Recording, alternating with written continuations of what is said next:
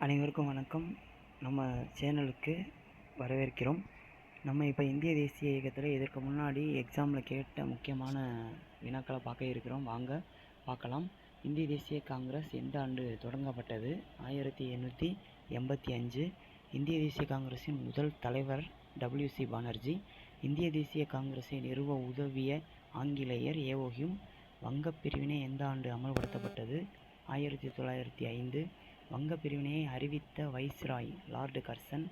சுதேசி இயக்கம் எந்த நிகழ்வின் விளைவாக தொடங்கப்பட்டது? வங்கப் பிரிவினை 1905. சுதேசி இயக்கம் வங்கப் பிரிவினையின் நிகழ்வாக தொடங்கப்பட்டது. ஸ்வராஜ் என் பிறப்புரிமை என்று கூறியவர் பாலகங்காதர திலகர். லால் பால் பால் என அழைக்கப்பட்ட தலைவர்கள் லாலா லஜபதி ராய், பாலகங்காதர திலகர், பிபின் சந்திரபால். முஸ்லீம் லீக் எந்த ஆண்டு தொடங்கப்பட்டது? 1906. சூரத் பிளவு நடைபெற்ற ஆண்டு 1907. மிண்டோ மார்லி சீர்திருத்த சட்டம் நிறைவேற்றப்பட்டது 1909. தலைநகர் கல்கத்தாவிலிருந்து டெல்லிக்கு மாற்றப்பட்ட ஆண்டு 1911.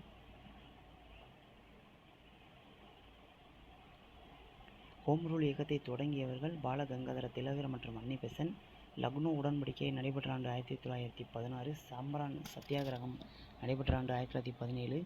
கேதா சத்தியாகிரகம் நடைபெற்ற ஆண்டு 1918. ரவுலட் சட்டம் இயற்றப்பட்ட ஆண்டு 1919.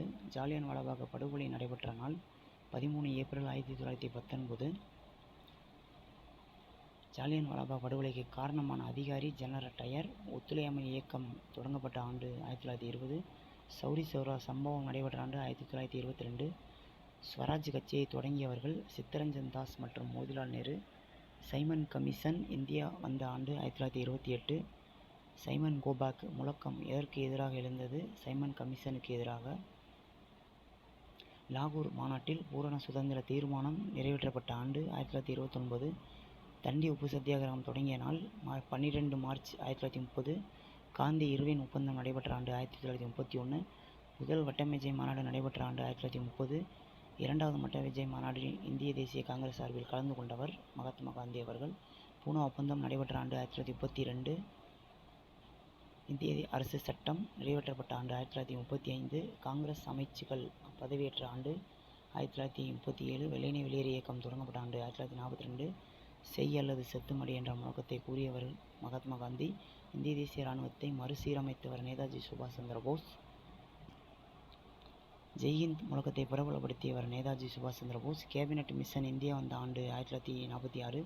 இடைக்கால அரசு அமைக்கப்பட்ட ஆண்டு 1946. இந்திய அரசியல் நிர்ணய சபையின் முதல் கூட்டம் நடைபெற்ற நாள் 9 டிசம்பர் 1946. மவுண்ட் பேட்டன் திட்டம் அறிவிக்கப்பட்ட ஆண்டு 1947.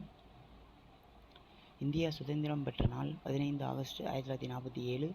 இந்தியாவின் முதல் governor general lord Mountbatten. சுதந்திர இந்தியாவின் முதல் இந்திய கவர்னர் ஜெனரல் சி. ராஜகோபாலாச்சாரி. இந்திய தேசிய காங்கிரசின் முதல் பெண் தலைவர் அன்னி பெசன்ட். இந்திய தேசிய காங்கிரசின் முதல் இந்திய பெண் தலைவர் சரோஜினி நாயுடு.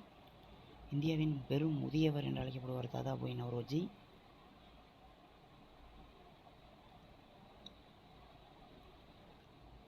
இந்தியாவின் எறும்பு மனிதர் என்று அழைக்கப்படுவார் சர்தார் வல்லபாய் படேல். தேசத்தந்தை என்று அழைக்கப்படுவார் மகாத்மா காந்தி.